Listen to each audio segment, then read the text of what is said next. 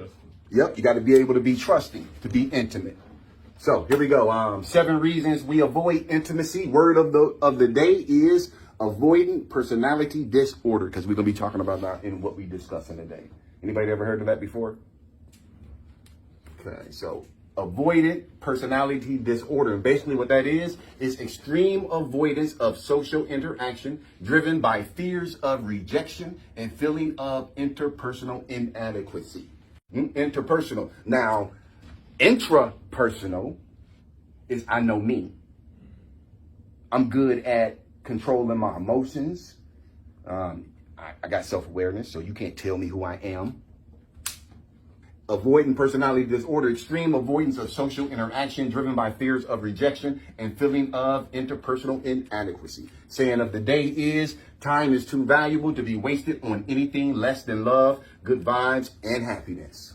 Intimacy is often associated with sex because being intimate is seen as being physically close to someone else. However, there are other forms of intimacy that don't involve sex or touch at all, such as emotional, intellectual, experiential, and spiritual intimacy. These are just as important as physical intimacy. All these types of intimacy can help strengthen healthy relationships, but sometimes you might notice yourself or your partner avoiding or being unable to be as close as you want them to be. Perhaps they're anxious about being so open or afraid to show their insecurities with you. 7 reasons we avoid intimacy. Number 1, rejection and engulfment. Number 1 reason why we avoid intimacy is because rejection and engulfment. You know what engulfment is? You feel like the relationship is going to take over your life. You're not going to have your freedom anymore. You're going to be responsible for making somebody happy when it's easier to just make me happy. A person is afraid that their relationship is going to take over their life. Rejection and engulfment. One reason why you may avoid intimacy may have to do with fears of rejection and engulfment. This means you're afraid possibly of being hurt, being controlled, dominated, or losing yourself in your relationship, particularly if you lost yourself in a past relationship and it took you a while to figure out who you were again. You had to rediscover yourself, rediscover your likes. And once you get out of something like that, oh man, that's where a lot of times that engulfment comes from. I'm not going to let that happen again. I'm not going to allow somebody to smother me again. This means you're afraid possibly being controlled, dominated, or losing yourself in your relationship. The fact is that most people have underlying false beliefs that when triggered cause fears that lead to controlling, protective, and avoidant behavior. These false beliefs may involve believing that you're not enough for your partner. These false beliefs, because it's all in our head. These false beliefs may involve believing that you're not enough for your partner or that you need to give up part of yourself for the relationship. Have you ever had somebody on your side or who was down with you and they finally got frustrated and said, damn, would you let me love you? You ain't got to say nothing. I've been there. Yeah. When a woman say that to you, you got some stuff you need to be working through. In cases like this, communication is key. The way you get out of that is communication. Y'all got to talk to each other. Y'all got to level with each other. And you got to be honest with that person. And you got to be vulnerable. In cases like this, communication is key. When we are open to learning about ourselves and our partner's fears and underlying false beliefs, our relationship becomes an evolving relationship. You got to be open and you got to be able to communicate. Because these are false beliefs that we drag into the next relationship because somebody hurt us. 7 reasons we avoid intimacy. Number 2, fear of abandonment. You know where fear of abandonment comes from most of the time? When we're kids. Most people who identify with fearing abandonment have an insecure attachment style. Most people who identify with fearing abandonment have an insecure attachment style. Having this can become a hindrance to making deep, emotional, and intimate connections with a partner. Similarly, having an insecure attachment style may lead to anxieties, Having an insecure attachment style may lead to anxieties about whether or not your own needs and desires can be met by the other person. You may expect the other person to abandon or hurt you in some way. And if that's how you feel about your relationship, no matter what they do that is good or positive, it's going to go in one ear and out the other one, because you already expect for them to mess up. And that's what you are waiting for. Typically, these attachment styles, if unresolved, play out into adulthood. For instance, if you were a clingy child, you'll generally be clingy towards a romantic partner. Or if you've learned you can't rely on your caregiver or your parents, you may end up being unable to rely on a partner as an adult. You see where that starts? Number 3, avoidant personality disorder. Avoidant personality disorder is extreme avoidance of social interaction driven by fears of rejection and feeling of interpersonal inadequacy. You don't feel like you're good at making friends. You say you don't like crowds. You say you don't like people. This disorder is a combination of both genetic, so it could be genetic, or environmental. This disorder is a combination of both genetic and environmental factors. Studies have shown that avoidant personality disorder is associated with neuroticism. Neuroticism is the disposition to experience anger, anxiety, irritability, emotional instability, and depression. That means these are your go-to things. Is disposed to experiencing anger. Anger is they go to when something they don't like something. Or anxiety, they worry about stuff. That's their go-to. Even when good things are happening. Okay? So you got irritability, a person who's always irritable, in a bad mood. Touchy, sensitive. All right? So here we go. Emotional instability. Your emotions take over you and you experience a lot of depression. That's what neuroticism is. And neuroticism has a negative relationship with extroversion. So if you're an extrovert, or if going out of your way, going around people, this is going to have a negative effect on that. It's going to have a negative effect on your relationship with extroversion. This suggests that these people tend to be more anxious, fearful, and understandably more introverted and closed off. Trigger warning. The next one is about childhood sexual abuse. Number 7 reasons we avoid intimacy. Number 4, childhood sexual abuse. Childhood sexual abuse messes you up. Childhood sexual abuse changes you in profound ways. There's no reason why a 6 or 7-year-old should be talking or thinking about sex or intimacy. And depending on what you let them watch on TV and what you let them hear in music, they can have a skewed belief about intimacy and sex and relationships. Sexual abuse occurs whenever one person dominates and exploits another by means of sexual activity or suggestion. So it's not just childhood sexual abuse, but it's not just childhood sexual abuse, period.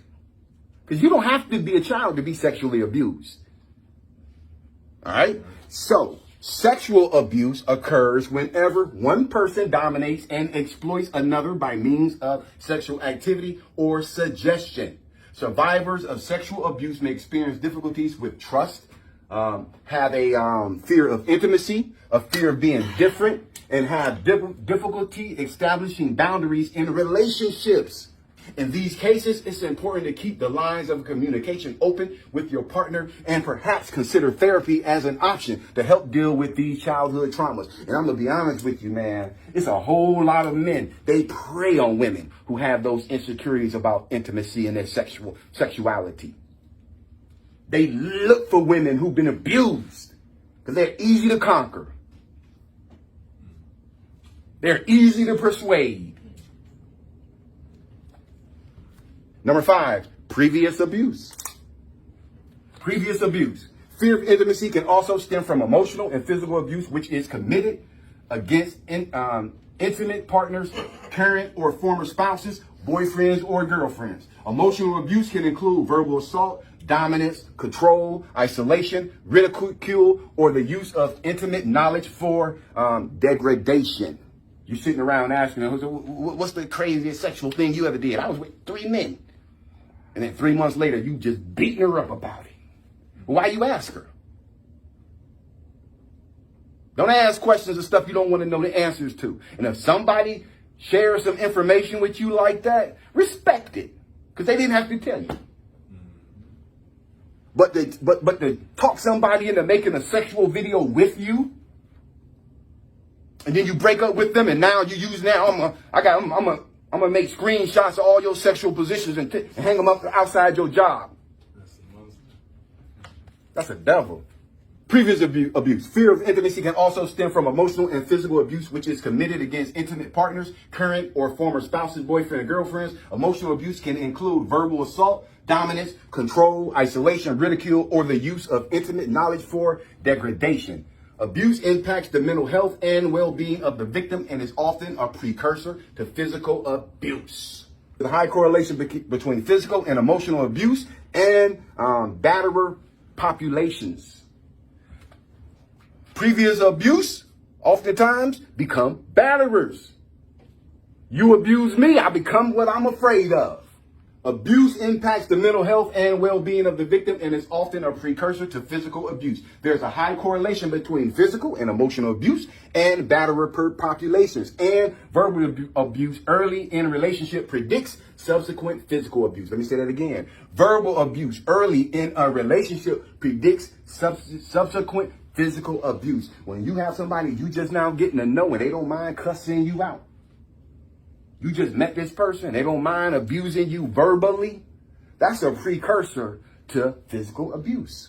Children who are emotionally abused may grow into adults who fear ridicule or verbal abuse if they share anything with others, which can lead to an inability to share and be vulnerable in adult relationships due to these anxieties and fears. If this is familiar at all, please reach out to a qualified healthcare provider or mental health professional if you are struggling. 7 reasons we avoid intimacy. Number 6, parent neglect. A person's attachment style is the way they behave in a relationship. A person's attachment style is the way they behave in a relationship.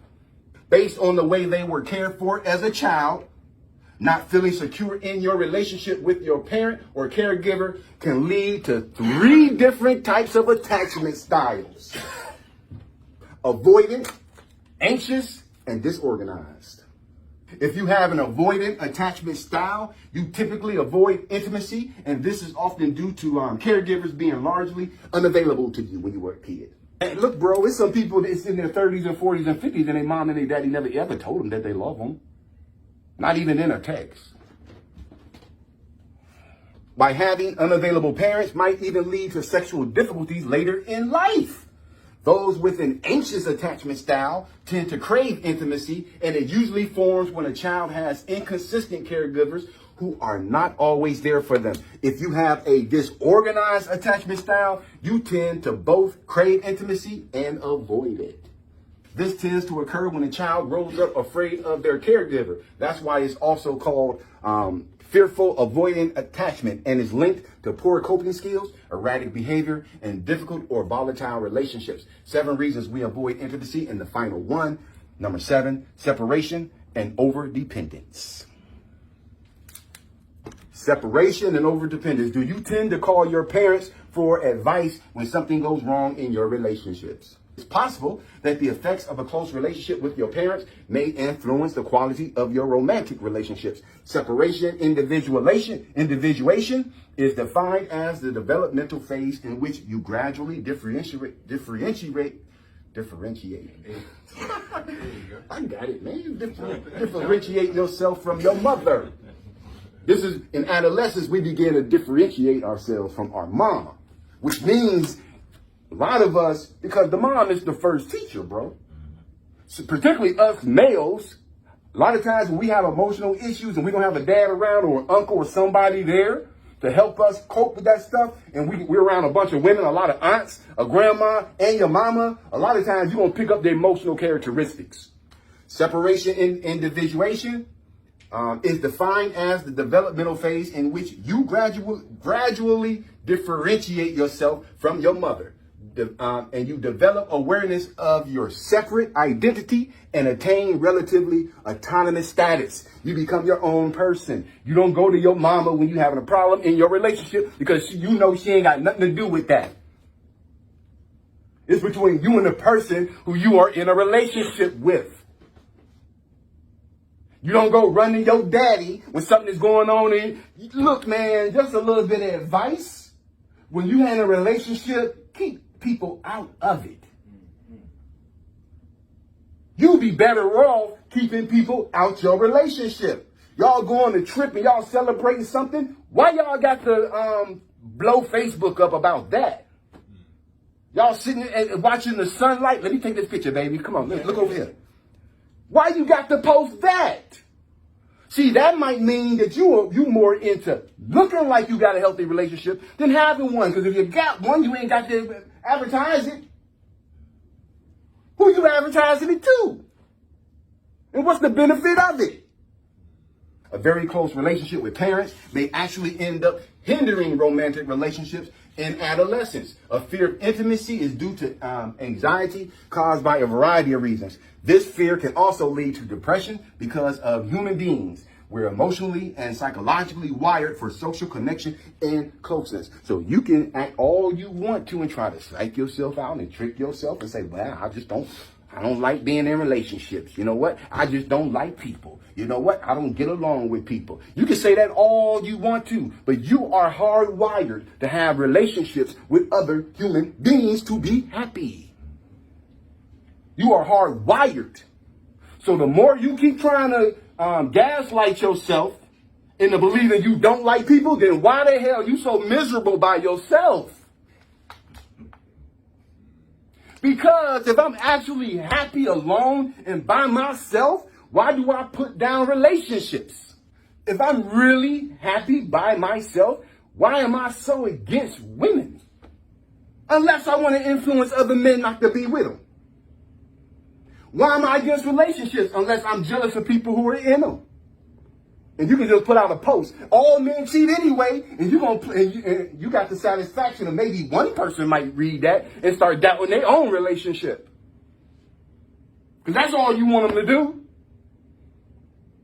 There's a whole lot of people happy in relationships, bro. Marriages. They happy.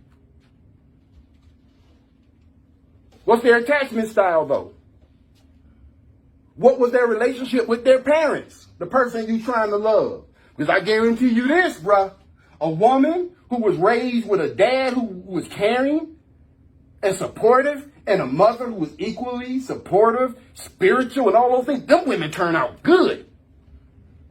It's the ones who don't have that who got to swim against stream to become a good person like us. Some of us, man, we didn't have a good dad. We didn't have a mom who was teaching us everything we knew. We just said to ourselves, I want better for myself. Even though I didn't grow up with it, even though I didn't experience it as a kid, I still want that in my life. And I believe in it, because if you don't believe in it, you ain't gonna never be happy with somebody. You got to believe you can be happy with somebody. But if you dogging relationships and putting down relationships while you single, you ain't in no position to be in a healthy relationship. It says 7 reasons we avoid intimacy. Number 1, rejection and engulfment. Number 2, fear of abandonment. Number 3, avoidant personality disorder. Number 4, childhood sexual abuse. Number 5, previous abuse. Number 6, parent neglect. And number 7, separation and overdependence.